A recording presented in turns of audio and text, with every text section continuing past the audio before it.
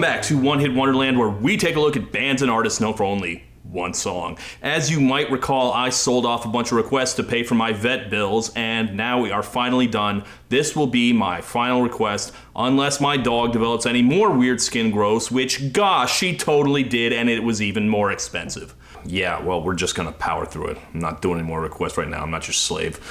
But I picked a fitting one to end on because it's one of the pure one-hit wonders. The ones who hit number one without ever touching the Hot 100 ever again. Not even one perfunctory week at number 97 with their follow-up.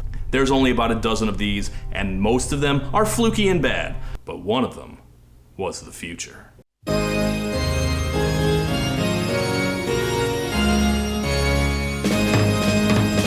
In 1979, America started hearing a bizarre novelty song named pop music. Pop music. By an obscure band known only as M. The song climbed the charts until November, where it finally hit number one. And I cannot imagine how insane this must have sounded at the time.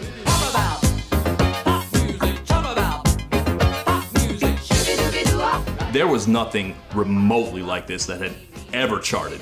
It probably seemed like a goofy novelty track at the time. In hindsight, it was the first hit of the 80s, months before the 80s actually started. The signpost that showed the way where popular music was going. It wasn't the first new wave hit, but to most people at the time, new wave was dudes with guitars and skinny ties, not this. It is almost certainly the first synth-pop hit. In pop music, you can hear and you can see the earthquake of MTV about to happen. It's a groundbreaker, a super smash that changed the world, and I also never fucking hear it. I am curious if this song is familiar to you viewers at home, because, I know it because I'm a music nerd, and every music nerd has this song written in their DNA. It's too important. But most of the classic new wave and synth pop, I also just hear everywhere. In pop culture, on the radio, places normal people would hear them. And I never hear pop music by M. I asked some friends if they knew it, and most of them said they did, but where? They told me they only kind of knew it in a historical context, like it was on a VH1 show or something. I think they might have gotten it confused with a pop-up video theme, honestly. And maybe I've got it wrong, maybe people do still know and love this song, but to me, it seems like its place in history as the breakthrough of synth-pop has been more or less usurped by Gary Newman, Devo, and the Buggles. Especially since, unlike those artists, M never developed any kind of interest for anything else they ever did. They were just gone. What I have learned doing this show is that it's nearly impossible to miss completely after hitting goddamn number one. Was anyone on earth clamoring to hear Mambo number 6? No. But did the Mambo number 5 guy chart another single? Yup. And Mambo number 5 only peaked at number 3. Not so for M. Pop music proved to be the quintessential pop song in having its artists be completely disposable. This is a one-hitter for the ages. I've said it before and I'll say it again, the true measure of a one-hit wonder is if all their top songs on Spotify are the same song. What happened? Well, that's what we're gonna talk about. Pop music, talk about pop music. I will! Let's do this. Say, talk about.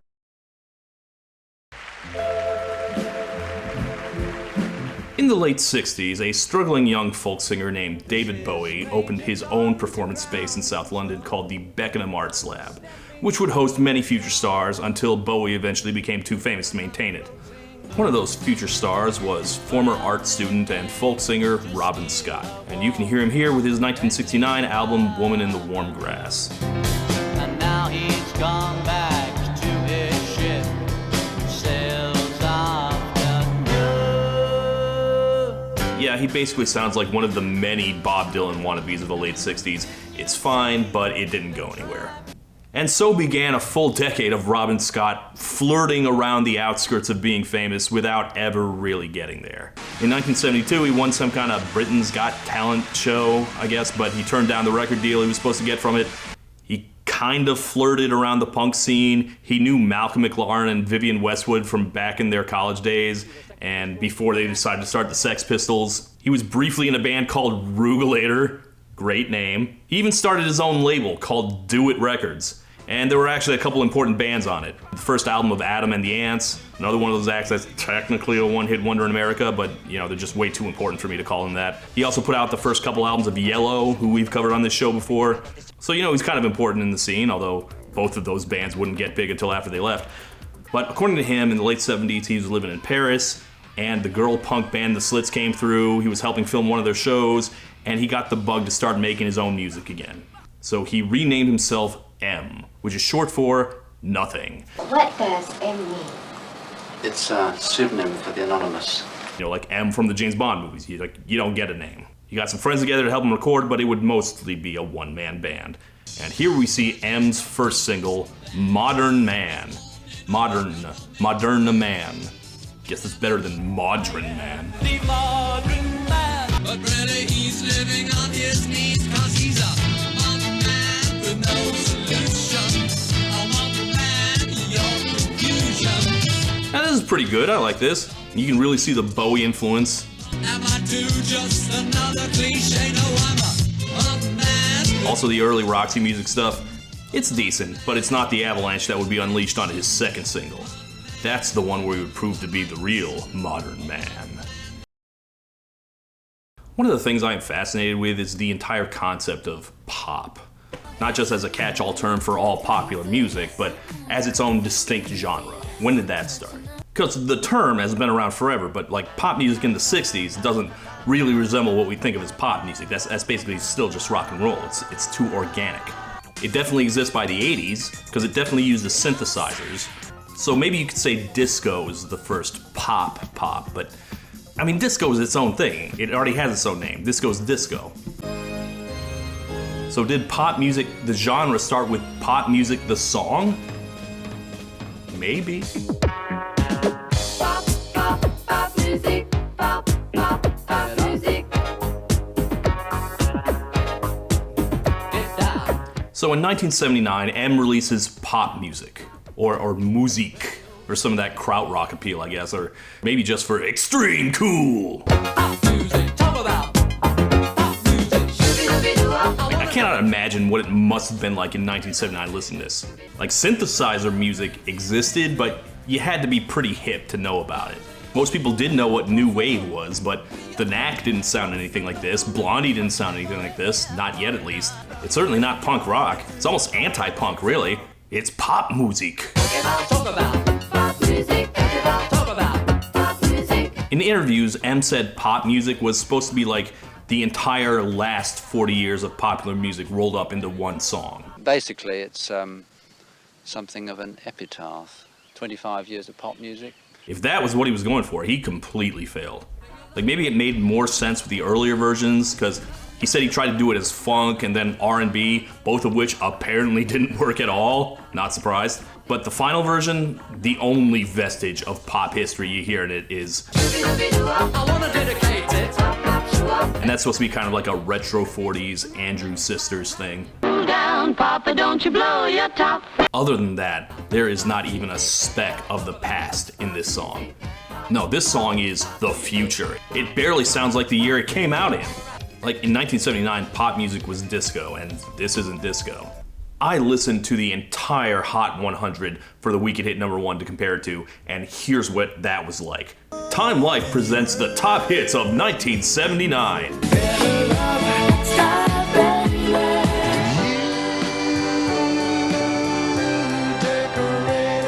Someday we'll find it, the rainbow can. You get the idea. Some good, some bad, but nothing on there like pop music. I checked the UK charts, which was a little hipper at the time, and you got one or two forward-thinking acts on there, but nowhere near as high on the charts as M. He's right on the cutting edge. Also, the UK is not that much cooler because pop music only hit #2 there. Held off the top spot by Art freaking Garfunkel.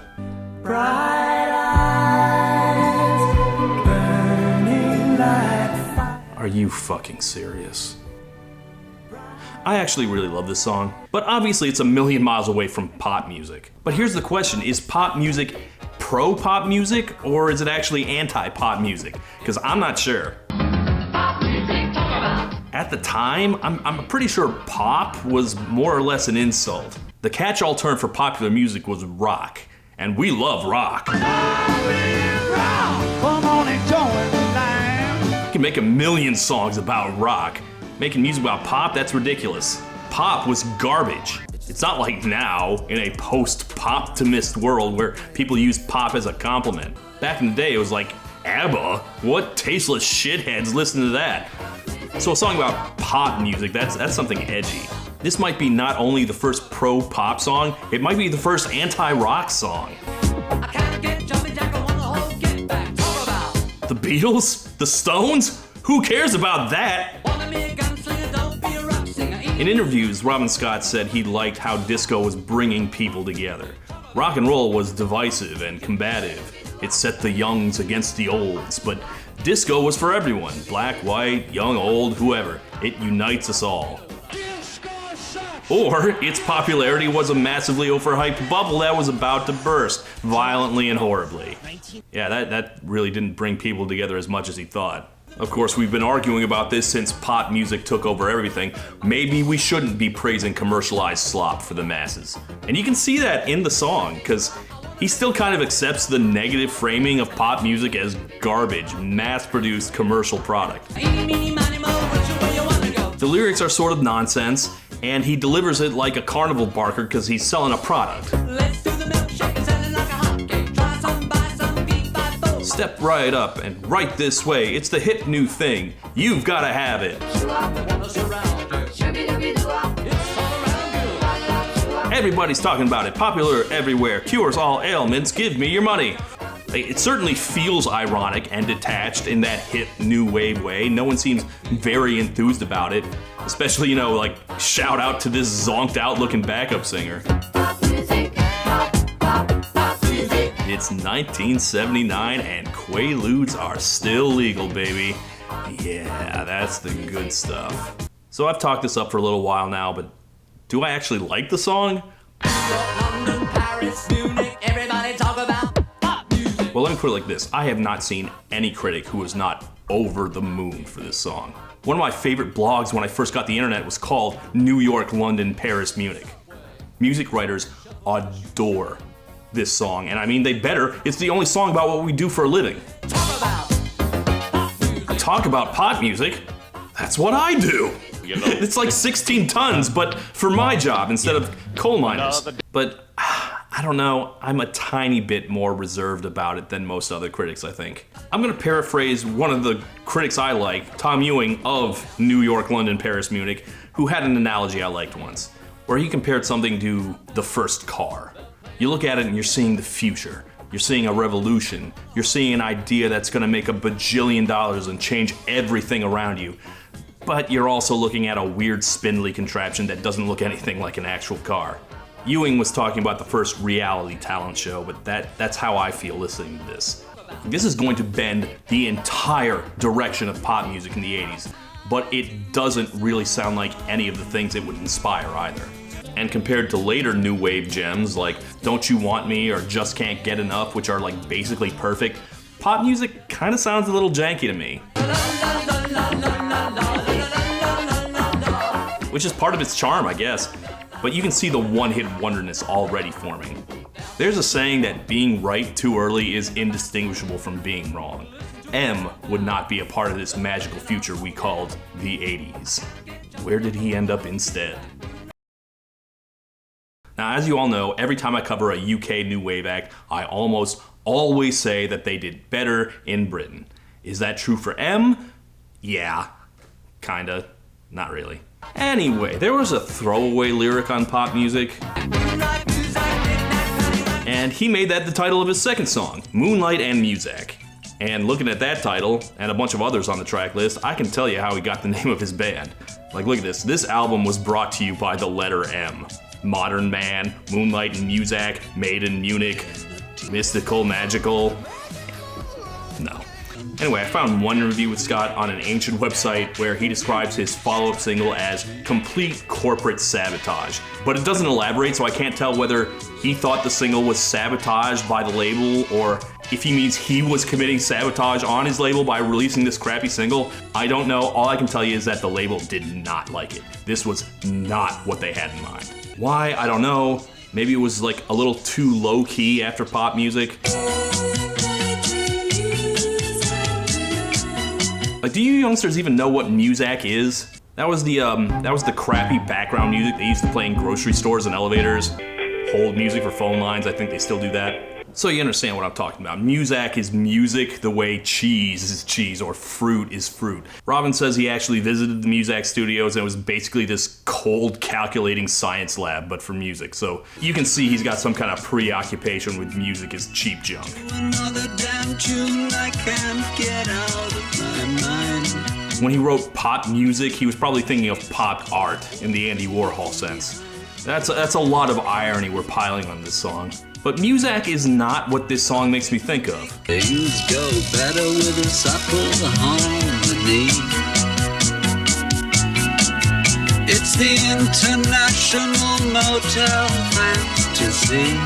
It makes me think of David Bowie. Didn't know what time it was, the lights were low. He's doing a straight up Bowie impression on this. He sounds exactly like him. Are you the girl I wanted to be?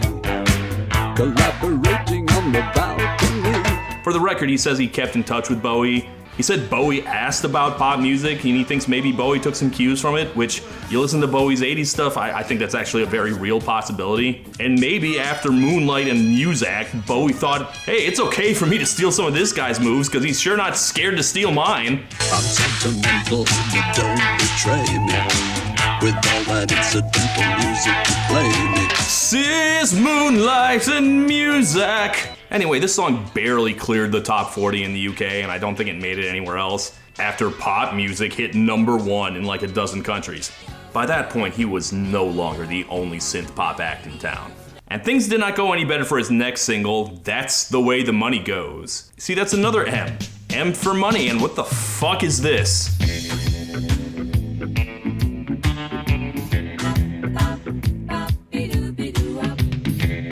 Okay, well that hasn't aged well. And this one of them goblin bankers from Harry Potter? Jeez, okay. The best times can be the hard times. So spend it while you got it. That's the way the money goes. That's the way the money goes. Okay, minus the fact that this video would immediately get him canceled today, I still don't think much of this song. Where pop music was cool, this is cutesy and annoying. I don't think it really has much to say about the corrosive effects of money on the world. I'm not surprised it didn't do well. The answer's always inflation. The whole damn world's in the red. I'm not a fan. And it's not just the poorly aged mask, which I'm trying not to make too much out of. Although, for the record, he also made like a short tour documentary, and when he gets to Asia, we get a Chinese version of pop music. All around the world, and I think it's a shame. All them little Chinamen, they all look the same. I don't know, man. Anyway, That's the Way the Money Goes couldn't even crack the top 40. And then it was the 80s, and the music world would revolve around MTV. M the band, not so much. So in 1980, they released their second album. Well, he released M's second album, The Official Secrets Act. Hustlers and gamblers in ivory towers are wheeling and dealing with superpowers. Official secrets, Fictional fact. official secrets. Get in on the act. I'm starting to notice like a pattern in his songwriting. He'll pick like a big broad theme like government secrecy or pop music or modern man. They're trying to cover up the scandals and the lies, and they want you to Keep it to yourself. And then just kind of riff on that theme and sort of Bowie rap the lyrics, but it doesn't really feel like it's adding up to anything for me. Like if you like this kind of early synth pop, this might do something for you, but it doesn't seem like more than a historical curiosity to me. I just don't hear a hook. And when this album bombed, M more or less disappeared. He put out a third album, but it sounds like he had label problems, so it came out in America and France and Japan, but not the UK, the one place where it had half a chance of charting. If there were any videos for this, I can't find them. That's another revolution he was on the forefront of, but couldn't take advantage of. The director of the pop music video directed a whole bunch of other big videos once MTV took off, but M, of all bands, could not get on MTV. But Robin Scott did do some interesting stuff outside of M also. He traveled to Japan, he did some work with Japanese synth genius Ryuichi Sakamoto. In 1984, he went to Kenya and recorded a whole album with a local music group down there. Wow, he was really early on the African music bandwagon, so eat that, Paul Simon. Peter Gabriel beat you by like 2 years. Ahead of the curve yet again. That's pretty awesome. Anyway, this song is called Crazy Zulu.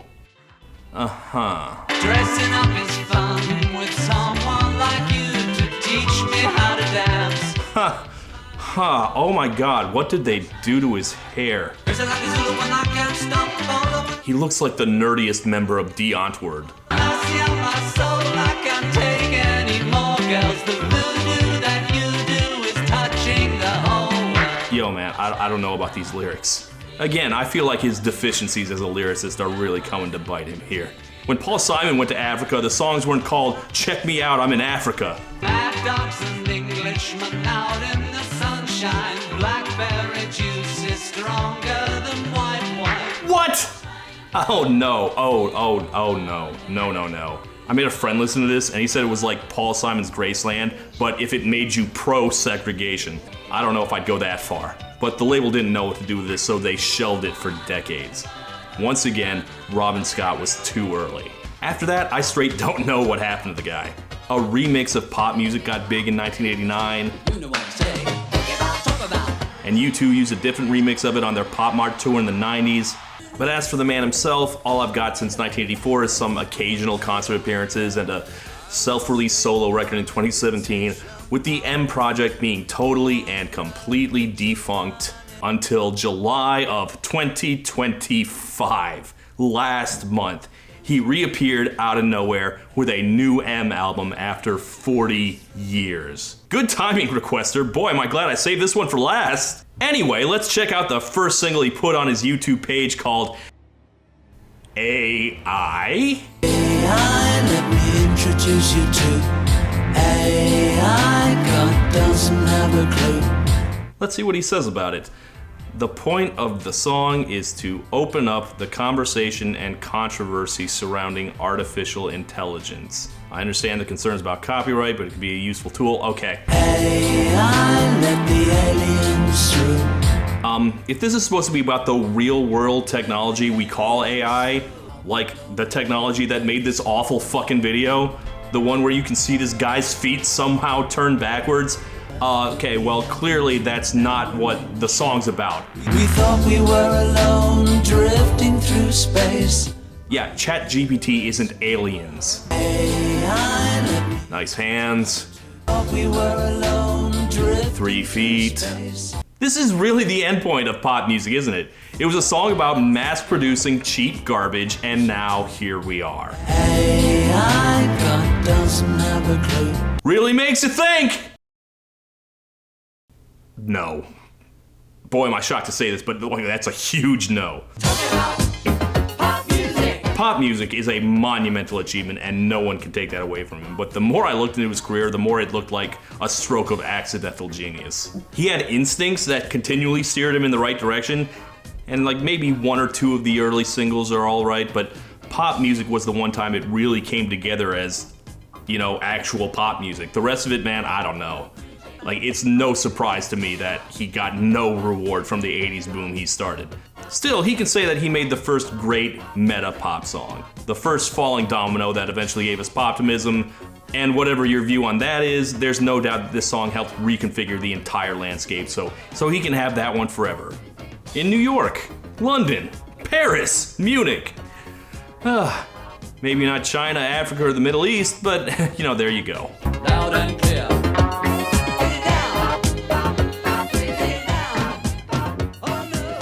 Oh man, that's such a good song. And it looks like Amy agrees. Right, Amy? Amy? Hey, over here. Hi, I'm Amy, and I'm afraid of shadows. But Todd is the exception. I feel like there's a pretty good chance that you like music, like many of us here on the TV screen. Well, hey, you should come over and join my dream house, where we'll have special musical guest performances with my lovely friends. Yeah, that's right. I got friends. My microwave, my TV, my cinder block, and my snake. And they're very cool, and they like me a lot, and they talk to me all day long. So.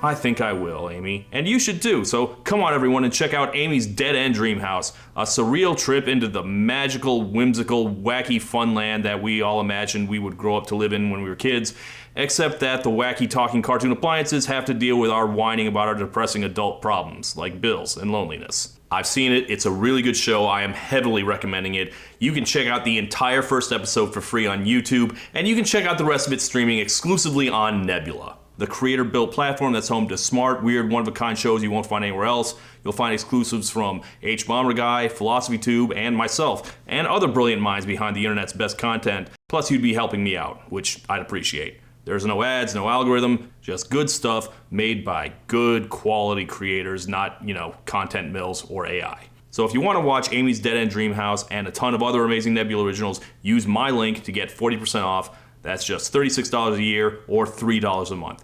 Click the link, scan the QR code, and start watching now. Thank you and good night. Backstreet, Britney, NSYNC, Christine, everybody talk about